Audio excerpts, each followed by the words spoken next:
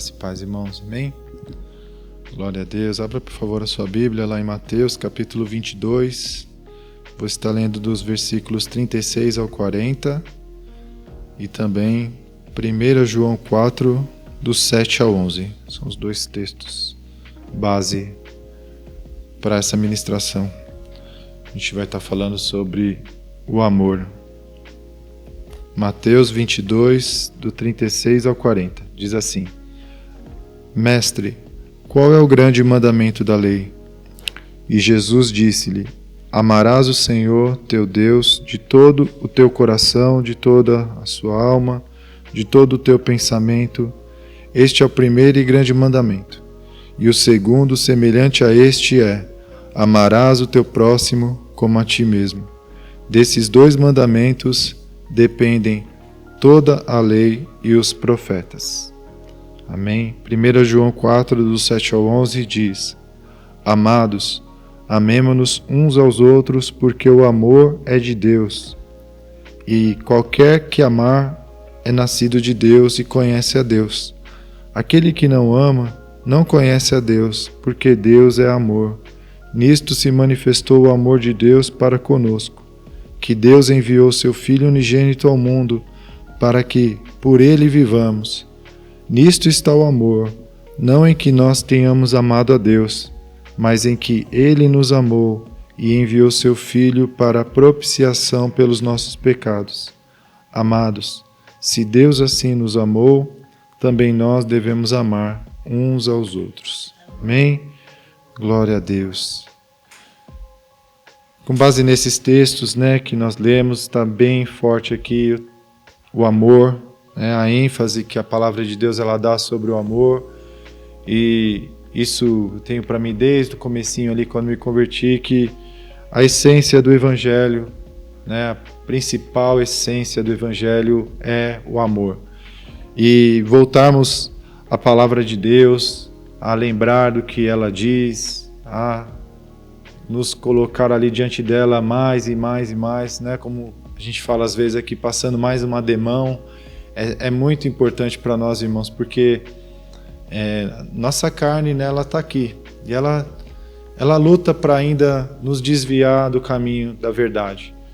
E muitas vezes nós olhamos na própria palavra de Deus, nos evangelhos, que quando nós temos uma vida espiritual ativa, uma vida eclesiástica, vamos dizer assim, de comunidade com a igreja, muitas vezes a nossa carne, de uma forma bem sutil e sorrateira, ela tenta nos inclinar para a religiosidade. O que significa religiosidade nesse contexto que eu quero dizer?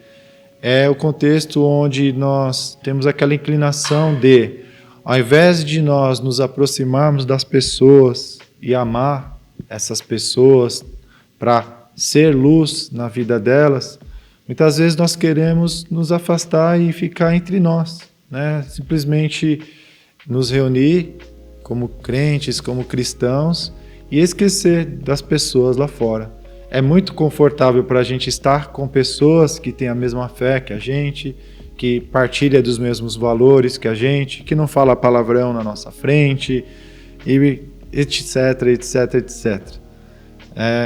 Mas a palavra do Senhor, quando nós olhamos para Jesus, quando nós olhamos para o Pai, nós vemos que eles amaram a nós, eles amaram as pessoas, eles amaram o homem, mesmo ele sendo pecador, porque se eles ficassem na glória, afastados, porque eles, Deus é santo, Jesus é santo, mas o homem é pecador, eles estariam distante de nós. Eles não viriam, eles não se moveriam para estar diante de nós, para nos dar essa chance, essa oportunidade de salvação. E quando Jesus esteve na terra, ele demonstrou isso de inúmeras maneiras. E os religiosos, eles não conseguiam entender aquilo. Eles questionavam os discípulos, por que ele se assenta com os pecadores? Então nós vemos que ali os religiosos, eles não se misturavam. Eles só ficavam entre eles. Era a forma que eles viviam. E se nós não vigiarmos, irmãos, nós também acabamos nos inclinando para isso também. Por isso que é importante a gente ler a palavra, meditar nela e deixar o Senhor falar nos nossos corações. Eu compartilhei até mesmo uma dificuldade que eu tenho, que eu caminho, que eu tenho batalhado, que é a tolerância com as pessoas que um dia já estiveram na casa do Senhor, que conhecem a palavra e se afastam. Eu compartilhei, inclusive, no domingo aqui, que eu sempre tive muita tolerância, assim, paciência de, se tiver que ensinar 50 vezes, falar 50 vezes a mesma coisa, eu falaria como se fosse a primeira, para as pessoas de fora, que não tiveram ainda uma experiência com o Senhor, que não conhecem Deus na intimidade, que não conhecem o sobrenatural, né? Pessoas na rua, pessoas em situação de rua, casa de recuperação. Quantas e quantas vezes a gente teve ali que falar a mesma coisa com a mesma pessoa, e de novo, e de novo, e de novo, caminhou, depois caiu novamente, voltou. Mas com aqueles que já estiveram na casa do Senhor, conhecem, já serviram no altar, a minha tolerância já não era a mesma. Não que eu não falasse, mas não era a mesma, né? Que você fala, poxa, conhece a palavra, por que está se afastando? Conhece a graça, conhece a presença de Deus, como pode se afastar e tudo mais. E o Senhor, Ele tem falado no meu coração, irmãos, que o Senhor, Ele veio para todos, inclusive para aqueles que se afastaram. E aí, de uma forma muito mais ainda profunda, o Senhor ministrou meu coração, e eu não tinha me apercebido disso, que o Senhor Jesus, quando Ele veio aqui, Ele veio para um povo desviado. Ele não veio para os gentios. Ele veio para a casa de Israel. Ele veio para o povo que conhecia as promessas, os mandamentos, e que realmente estavam totalmente afastados do Senhor.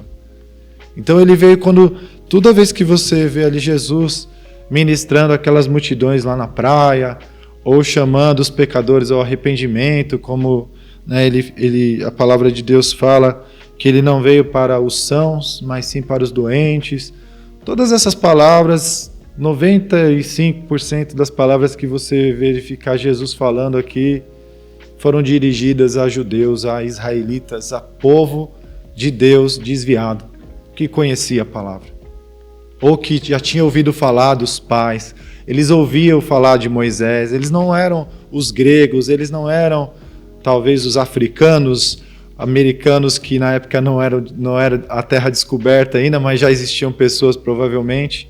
Não foram para essas pessoas que Jesus veio, que Ele teve que explicar Gênesis, Êxodo. Não, era um povo que já tinha o Antigo Testamento ali como Bíblia, mas que estavam longe da casa do Pai.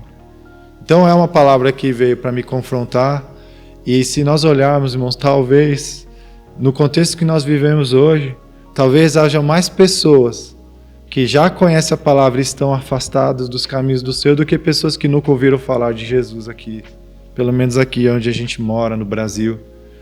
Então eu creio que o Senhor, Ele quer derramar amor no nosso coração para esses nossos irmãos que estão perdidos, né, que um dia estiveram aqui com a gente, estão perdidos. O olhar de Jesus para eles, quando a palavra de Deus fala que quando Jesus ele olhava as multidões, quando Ele viu aquelas multidões vindo em busca de cura, de libertação, Ele se compadeceu das multidões. E grande parte, como eu falei aqui, dessa multidão era do povo. O mesmo povo de Deus rebelde, que se rebelou tantas e tantas vezes ao longo da história, e mesmo assim o Senhor, Ele não desistiu do seu povo, Ele veio para salvá-lo. Amém? E Jesus, então, Ele enxergava aquele povo não com um sentimento de, poxa, eles já conhecem a palavra, eles não merecem. Não, Jesus enxergava eles como ovelhas desgarradas e perdidas. E na palavra do Senhor a gente vê isso de uma maneira muito clara, a importância que isso tem para o Senhor.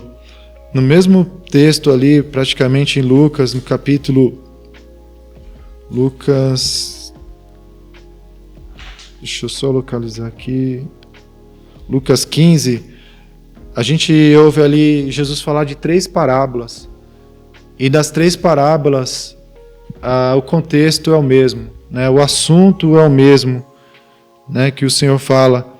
Né? Eu não vou ler inteiro, vou ler só alguns trechos, né? De Lucas 15, onde ele fala da dracma perdida, onde ele fala da ovelha perdida e onde ele fala do filho pródigo, né? Então,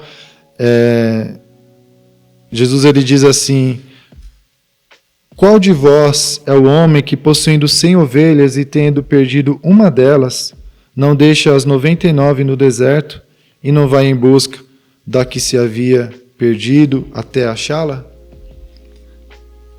Ou qual é a mulher que, tendo 10 dracmas e perdendo uma, não acende a candeia, não varre a casa e não a procura diligentemente até achá-la?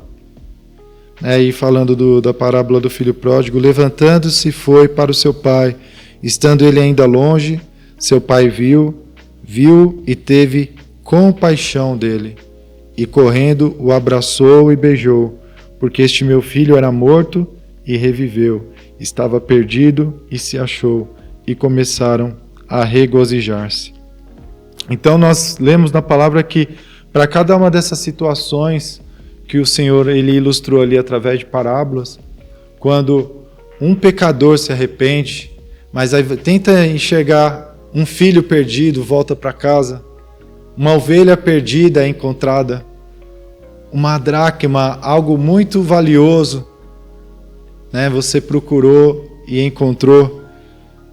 Então a importância disso para o Senhor, né? A Bíblia diz que há festa no céu quando o pecador se arrepende. Só que entenda que esse pecador, irmãos, não é só aquele que está lá fora que nunca ouviu falar de Jesus, que muitas vezes, pelo menos na minha cabeça, eu sempre associei mais fortemente com esse tipo de pessoa, a pessoa que ainda não teve encontro com o Senhor, como é o caso de cada um de nós aqui antes, né, de conhecer a Cristo, antes de vir para a presença de Deus.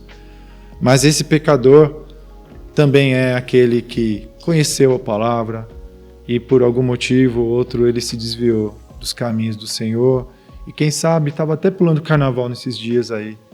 Mas a gente sabe que quem conhece a presença de Deus, ele nunca vai estar 100% preenchido com as coisas desse mundo, né? E a pessoa sabe disso. A gente conhece, a gente conversa com várias pessoas e elas falam que não tem como isso ser indiferente. Ainda que ela possa estar dominada pelo pecado, aprisionada ali agora e fazendo essas coisas. Mas o que o Senhor ele tem colocado no meu coração, irmãos, baseando-se no texto que a gente leu sobre o amor, né? Amarás o teu próximo como a ti mesmo. Quem não ama não conhece a Deus. O amor, né, é a essência, porque Deus é amor. Ele nos amou primeiro, Ele nos amou, Ele enviou seu Filho, mesmo nós sendo pecadores, mas que esse amor venha a ser fortalecido em nós por todos, né? Não só por aquele que não conhece a palavra, mas também por aquele que conhece e hoje não está na casa do Pai. Que o Senhor venha derramar essa compaixão em nós e que a gente possa realmente olhar para eles com esse olhar de Jesus, né? Abrindo a porta. Olha, a porta está aberta para você voltar. Né? Muitas vezes, com as nossas atitudes, irmãos, a gente coloca um muro, a gente separa ainda mais, né? Quando não, somos a causa, né, de pessoas não virem mais para a igreja, não mais congregar junto com a gente, né? Então, que nós possamos realmente nos fortalecer nessa palavra, lembrar que podemos fazer tudo, podemos fazer obras maravilhosas, né? Mas se não tiver amor, de nada disso aproveitará. Por isso que é importante nós meditarmos, nós voltarmos na palavra. O Senhor nos chamou para sermos luz nesse mundo. A atitude dos fariseus e dos religiosos, eles eram essa aqui, ó.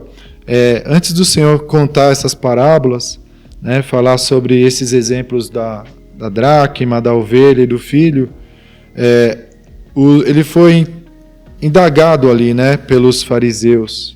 Né, aproximaram-se no comecinho ali, no versículo 1 e 2, diz assim, ó: aproximaram-se de Jesus todos os publicanos e pecadores para o ouvir. Os fariseus e os escribas murmuravam, este recebe pecadores e come com eles. Então isso vem para nós hoje. Qual tem sido a nossa atitude? Qual tem sido o nosso pensamento? Esses homens aqui, eles murmuravam, né? Falaram baixinho, expondo ali o que estava no coração deles. Por que ele come com esses pecadores? E esses pecadores eram, né, no contexto de Jesus, israelitas desviados da palavra de Deus, vivendo, né, contradizendo ali a palavra, transgredindo a palavra de Deus, mas que, quando a luz do mundo chegou, eles quiseram ouvir. Ao contrário dos religiosos, que se achavam certinhos ali, que se achavam cumpridores da palavra, mas eles estavam quebrando o principal mandamento, né, que Jesus ele disse ali, né, amarás o Senhor teu Deus e amarás o seu próximo como a ti mesmo. Então, isso foi algo que Jesus falou ao longo da caminhada dele, né, que muitos daqueles homens, eles coavam um mosquito e engoliam um camelo, ou seja, eles se apegavam a coisinhas mínimas que não faziam muita diferença para Deus, enquanto que eles deixavam passar um caminhão que para Deus era tudo, que é o amor ao próximo, o amor às pessoas, incluindo, né, aqueles que estão desviados em nome de Jesus. Então a pergunta que fica para nossa reflexão é a seguinte: você tem sido, né, em relação às suas atitudes e ações com os ímpios, com quem você tem se assemelhado mais? Né, em relação às suas atitudes e ações com os ímpios, com aqueles que estão vivendo deliberadamente no pecado, que independentemente se já estiveram na igreja ou não, estão, como diz lá fora, enfiando o pé na jaca lá e, né, mergulhando com tudo. Qual tem sido, em relação a essas pessoas, qual tem sido a sua ação, sua atitude em relação a elas? Você tem se assemelhado mais a Jesus? Ou seja, você tem ainda se colocado ali acessível para conversar, para mostrar ali o caminho, às vezes não falando diretamente do Evangelho, irmãos, mas abraçando, amando, não fazendo o que ele faz, não compactuando com aquilo que ele faz, mesmo porque, né, nós, se estivermos firmes, se estivermos buscando o Senhor, aquele que saiu da igreja, aquele que está afastado, ele sabe quem você é. Ele vai ficar até frustrado de certas atitudes perto de você. Mas o que eu quero dizer, irmãos, é que o Senhor não nos chamou para fechar a porta, para fechar tudo e não falo mais com você, você sai da igreja.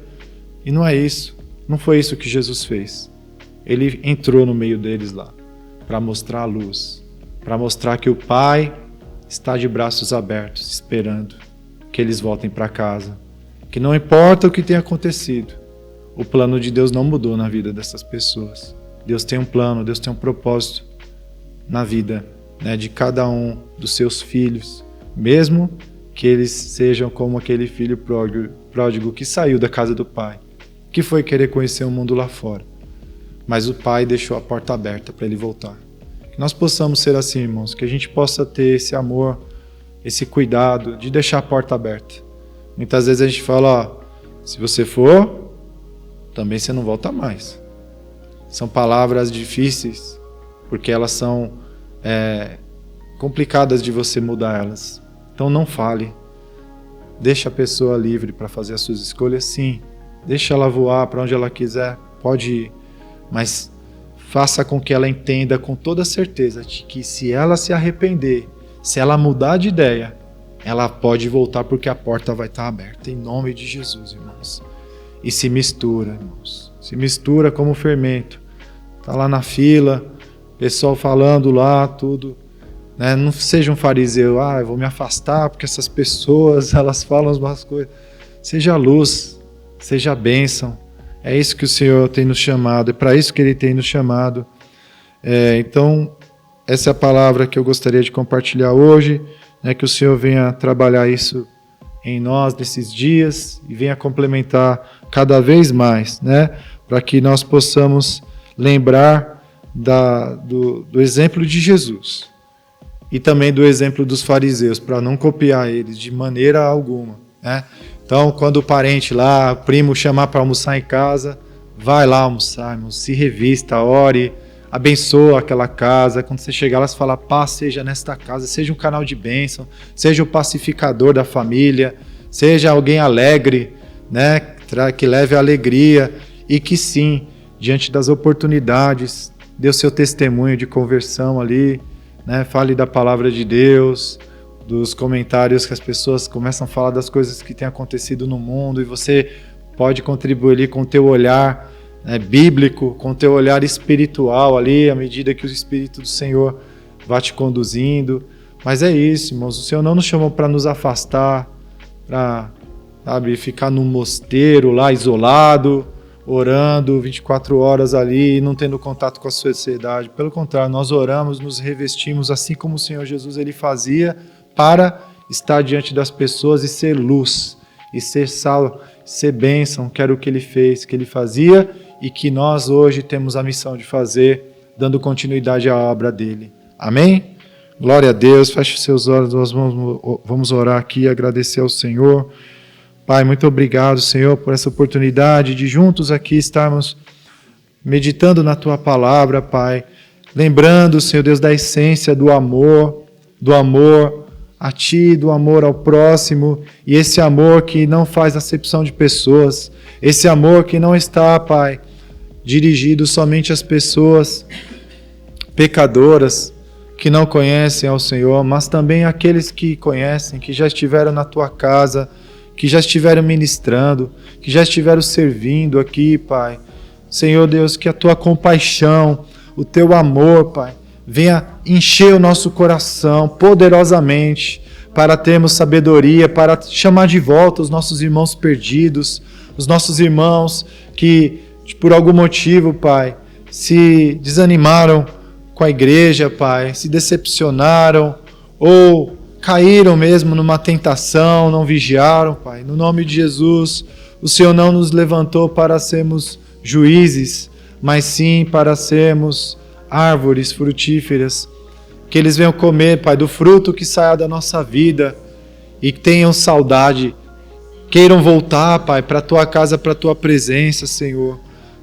Pai, nos ajuda, Senhor Deus, a ter o discernimento, a sabedoria, diante de cada oportunidade que o Senhor nos der, colocando diante dessas pessoas, sejam elas quem for, Pai, para que possamos, Senhor Deus, ser luz, revelar a verdade, revelar ali o Teu amor, Pai, e combater, Pai, as mentiras que o inimigo coloca na mente dessas pessoas, de que o Senhor não ama, ou que elas não são dignas do Teu perdão, mas a Tua palavra diz, Pai, que o Teu perdão, ele é, Pai amado, infinito. O Teu perdão, Pai amado, ele não cessa, desde que a gente se arrependa, desde que a gente venha confessar os nossos pecados, o Senhor é fiel e justo para perdoar os nossos pecados e nos purificar de toda injustiça. Ah, Pai, a Tua palavra diz, dos seus pecados não me lembrarei mais.